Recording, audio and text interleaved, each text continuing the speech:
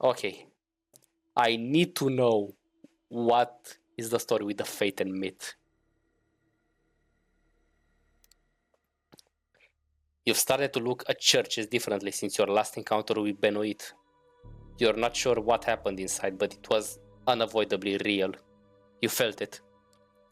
When Benoit mentioned that being in the presence of Father Anthony's fate would eventually kill someone like you, an undead being, you believed him. It doesn't seem to be very common though. In New York, you pass thousands of people every night and none of them have made you feel so afraid and insignificant.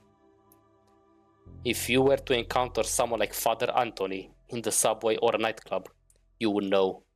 There are many churches in the 5 boroughs, and you're pretty sure most of them don't contain someone whose fate can touch you in this way. Yet you've become wary. They just might. Still, tonight the cathedral looks as before, a striking landmark acting as a symbol of fate for people who have no idea that vampires exist in their midst. For them, questions of fate and myth are rhetorical or philosophical. For you, those same questions suddenly define the meaning of your new existence. You sneak into the cathedral like an old hand, as if going to church had been a regular part of your life. Inside, the cathedral is almost deserted. You're not sure if you'll be meeting Benoit alone. The idea of feeling Father Anthony's fate on your undead flesh freezes you with terror. Benoit is waiting for you in the front pews of the cathedral in the exact same spot where you saw Father Anthony. Worried, you approach, but you don't feel the touch of fate that shook you before. Benoit nods as you sit next to him in the pew. I thought a lot about our last meeting. There are so many questions, and I'm not sure where I can find the answers. I can tell you some things, but you'll grow dissatisfied with me, and you want to find answers of your own. That quest will never end. You've had some to think of it. I'm guessing you found the touch of Father Anthony's fate hard to ignore. For most people, God's presence is a question of fate. When I talk with Father Anthony, it feels like proof. Benoit is fervent, intense as he speaks. It's clear these questions have consumed his existence. Perhaps they'll consume yours too.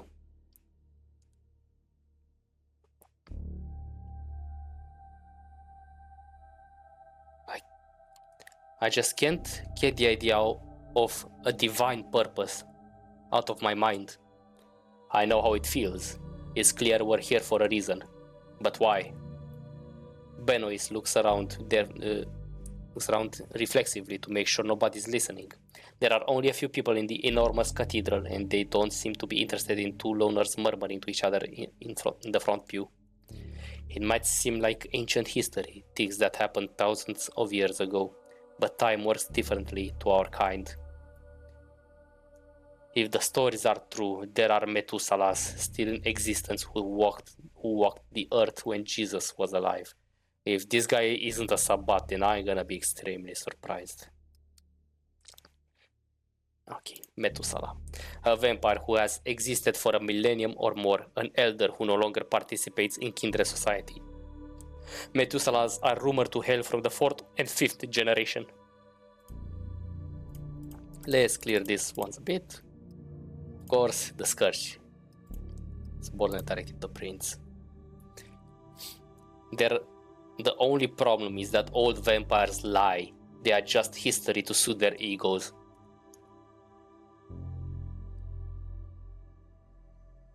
Surely something was written down before the Masquerade was established. Of course, the Tremere have many interesting manuscripts in their libraries. I've seen a few. If you have the chance, I recommend looking for them. This is how the story goes. God cursed Cain as punishment for the murder of Abel. Cain walked the night shunned by humanity and drank blood to sustain himself. Even from the point of our origin, we are damned. However, the story becomes really interesting when we move forward.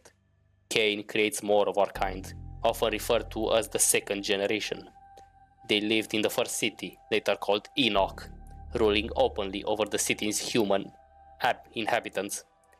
I see the first city as Cain's redemption, Cursed by God to wander, he remade himself as a ruler and lawgiver, acting as an immortal shepherd to humanity.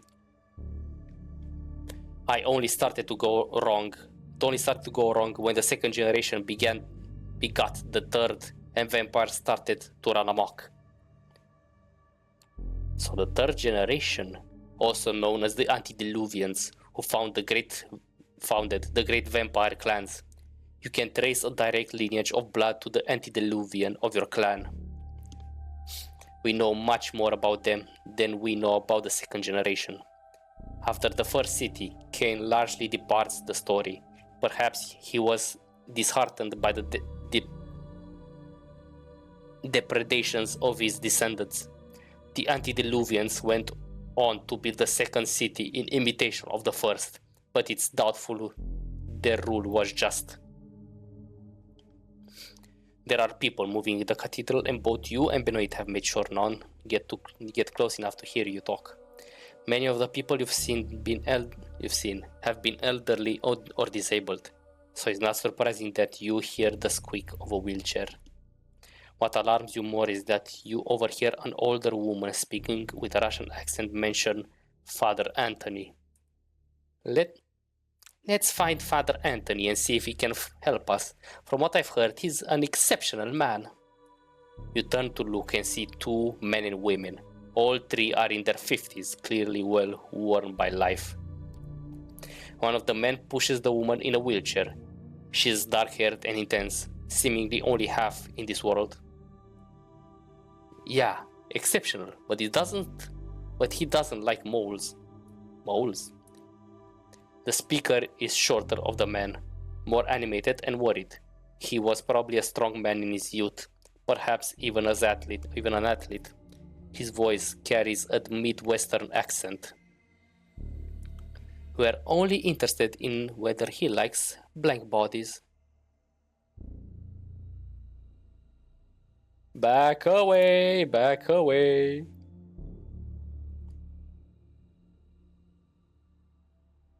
Whether he likes black bodies.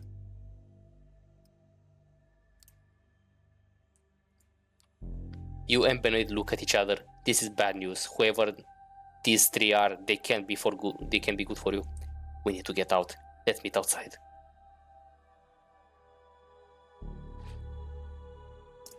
Better not to call any attention to yourself. You decide to move to the other side of the cathedral and pretend to pray at an altar.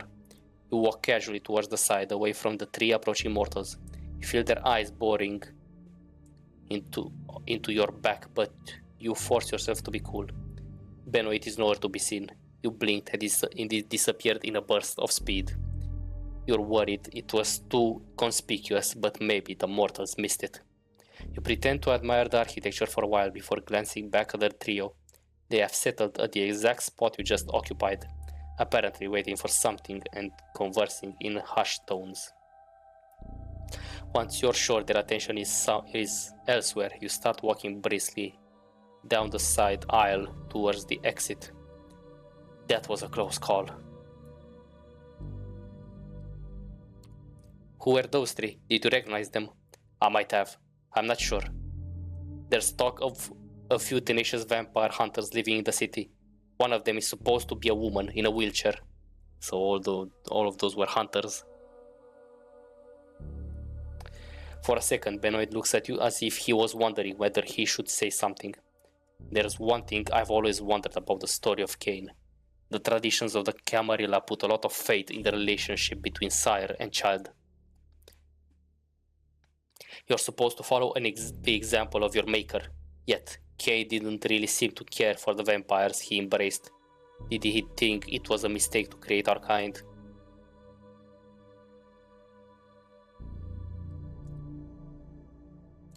Do the kindred of the Camarilla really care what Cain thinks? Most don't. Still, he was the progenitor. You know, I'm Sophie's child, and you're her protege. Holy shit! Benoit is Sophie's child? He's a Toreador. It's amazing that we share an appreciation for the mythologies of our kind, considering Sophie has little interest in questions of the spirit. Okay, either he's a Sabbath or an anarch. You stare at Benoit. You knew there was something he wasn't telling you, but in all the talk about Cain and the First City, you forgot about it. Now the only question is, what does this mean? Does Sophie know her child is talking to you? Probably not. Don't hold it against me, but I admit finding some pleasure in seeing you suffer the effects of Father Anthony's fate. I suppose that's the demon in me. I understand that you're bitter, Benoit. I'm not your enemy. I'm sorry. I know that. It's just that sometimes I too get tempted by sin. You know, we should meet again. We've talked so much about meat, but maybe that's cowardly when the reality of fate is right in front of us. I'll introduce you to Father Anthony. You nod, unsure whether that's a good idea. Benoit walks away and you follow his example, not wanting to hang around the cathedral any longer. Jesus Christ, how much? This was one fuck. Wait, no. This was okay. No, two missions. Okay. I need a bio break. So far, I only have 2 coterie mates, sort of coterie mates. Okay, him again. I'm gonna have to do the quest. Mi abuela, for Agathon, and then probably I'm gonna go and search for Hope. I really need to make sure I have at least 3 members of the 3 coterie mates. The fighting part will be more difficult, but we should still manage it. One of these nights you'll have to buy something. You reflect as you ring the doorbell of the occult bookstore that serves as Agathon's haven. Perhaps something about auras or the tarot. The same sleep-deprived blonde woman you saw on your first visit opens the door for you. Each kindred has their own servants, and Agathon seems to go for the tired Wiccan mom type. Oh, it's you. Come in. The woman disappears into the back room even as you close the door behind you. Lacking any better directions, you make your way up the stairs. At first you thought the chanting was part of the ritual soundtrack that plays in the shop even at night. As you reach the 2nd floor, you realize that it's Agathon's voice. You come up just in time to see him standing in the middle of his ritual paraphernalia with his wrist cut open over a wrought iron stand holding a blood-red stone. Oh, he's making a bloodstone. As Agathon chants, blood drips from the wound in his wrist onto the stone. It looks as if it's absorbed into it. It's probably not a good idea to interrupt blood rituals, so you wait in silence as Agathon finishes. A few minutes later, he opens his eyes and smiles ruefully. I've done so many of these rituals. Hope is not too off-putting for you. Agathon smears a bit of his own blood over the wound, and you see it close.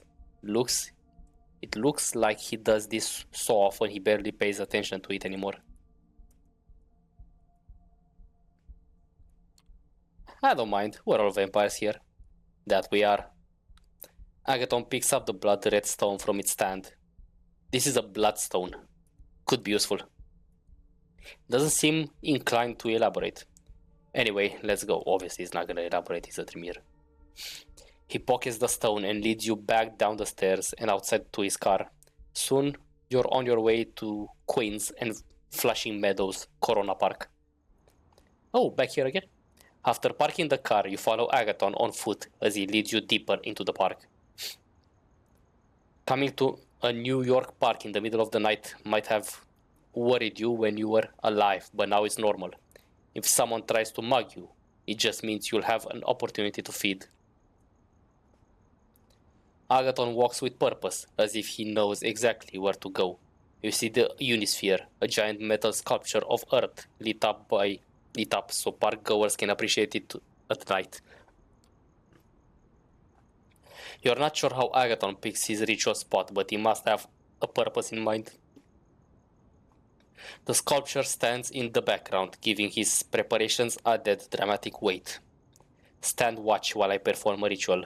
It'll reveal whether the notes we seek are here. I lose control of the incantation you failed to keep me free of distractions. Doesn't look like there are many people around. You settle in for a boring half hour while Agathon mumbles and makes strange gestures, spilling drops of his blood at regular intervals. From the outside, the ritual is not particularly flashy. Agathon repeats a mantra under his breath and walks with measured steps until he stops and turns around, walking back. It looks as if there's an invisible structure he must follow, unseen patterns and limits governing his movements. As choreographies go, it doesn't look particularly difficult to learn, but you suspect there are hidden dimensions of skill and understanding involved. A lone, drunken woman walks towards you, hard to say what she's doing at the park. She's a little older, white, dressed like a suburban divorcee. What's your friend doing? He's kinda hot. The woman's words are slurred by alcohol, but... whatever, I'm not gonna repeat it. The woman's words are slurred by alcohol, but she seems to have decided that you are this evening's entertainment. Hey, you, stop being weird and talk to me. Once in my life I've been drunk. I don't know how to voice drunk people. The woman seems determined to walk past you toward Agathon. This looks like just the kind of interruption that he was worried about.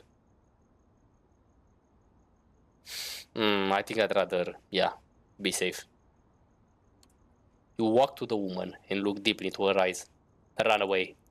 The woman looks at your wide eyes, turns around and takes a few running steps. She's too drunk to stay upright and stumbles on the ground, confused and scared. Suddenly you hear a scream of rage. Startled, you turn around just in time to see Agathon running at the woman on the ground, his expression contorted with hatred. The woman make enough noise to interfere with the ritual? That doesn't explain why he's in such a rage. I have to intervene. You step between Agathon and the woman and lift your hands up in an attempt to calm him down. What are you doing? This is not you, Agathon. Ton looks at you, wild-eyed. For a second, you're sure he'll attack you. You see him tensing for a punch. Suddenly, he snaps out of it, shaking his head, looking at the terrified drunken woman in disgust and embarrassment. Thank you. I'm so sorry you had to see this. I don't usually lose control. I know. What was that outburst? It wasn't that woman. That was just a coincidence. Something triggered a word. We have to go now. Agathon starts running towards his car and you do your best to follow. Usually, Agathon drives more carefully than most humans. But now something is different. He's speeding, honking at every car that gets in your way. You're driving towards the Bronx and twice Agathon almost collides with another car.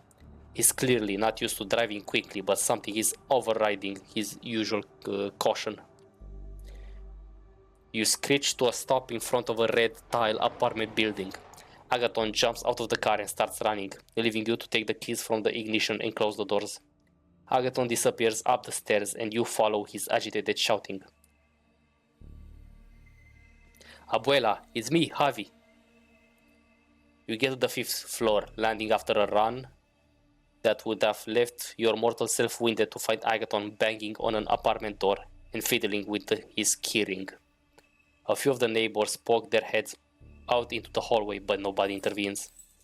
Agathon finds the right key and slaps the door open, running inside.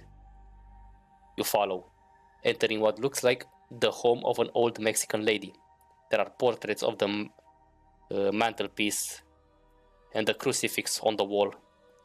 The apartment smells musty, with old age and the detect faint odor of vampiric blood. Sylvia, where are you? You come to the living room to find a body covered by a blanket in the corner of a sofa. The television is on, but the sound is off. Looks like a Spanish language channel. Agathon tears at the blanket, pulling it away in a panic. Tears. What? English doesn't make any sense sometimes. He reveals an old woman walking up in bleary-eyed confusion. Javi, why are you banging in like this? Who's your friend? You're alive, Abuela. Agathon hugs the old lady and then turns around. You have to introduce yourself. I checked the words. Something triggered them and I'll have to see if they still work. Sylvia snuggles deeper into her blankets. This is vampire business, isn't it? Always when there is trouble, it's the vampires. Oh God, he breached the masquerade with his grandmother. And the grandmother is also his touchstone. You stare at her, startled. Clearly the masquerade hasn't held in this household. Now, play down the trouble. Hi, I'm Carl. You're his grandmother, right? He's just worried. Why is he worried about me? He should be worried about himself. All that blood drinking. It's about a girl who came to visit. I can tell Javi was never good at keeping secrets, so much like his mother.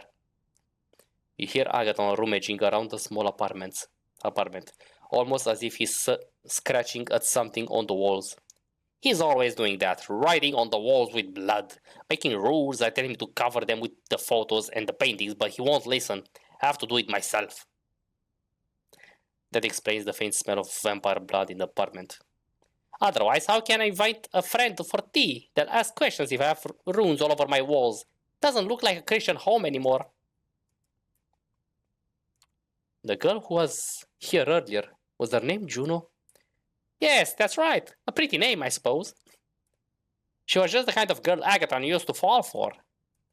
She was a vampire too, I expect. I'm probably making the worst voice for a grandmother. Mexican grandmother.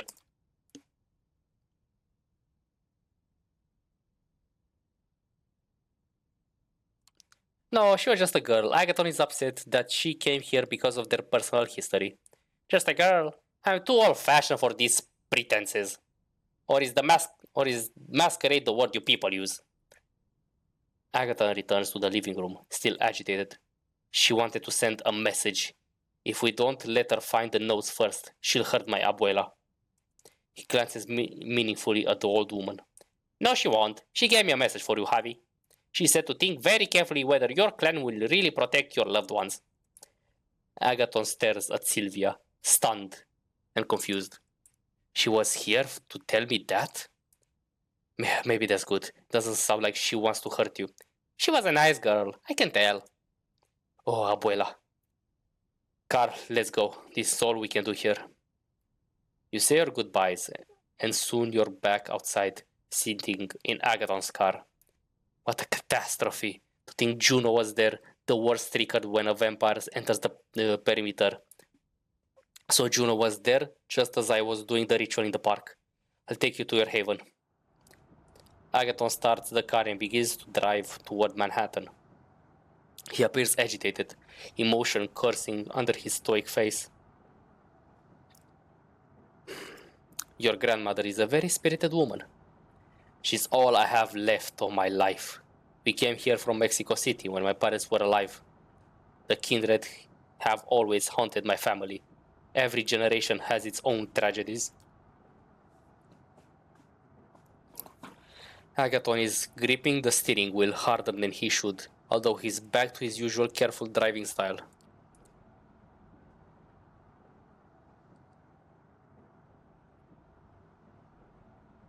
I'm gonna have to say. Juno might still have feelings for you. That could explain why she does some of the things she does. Are you sure? Agathon sounds genuinely confused. Maybe you're right. I could never read her, even when we were together. Oh, Agathon drops you off in front of your haven. The experience leaves you with disquieting thoughts. You met Agathon's grandmother under awkward circumstances, but he clearly loves her very much. You don't know enough about the world of the Kindred to say whether that's normal or not. It seems to keep Agathon connected to the world in a way that feels alien for some of the Kindred you've met. Perhaps there is a lesson in that.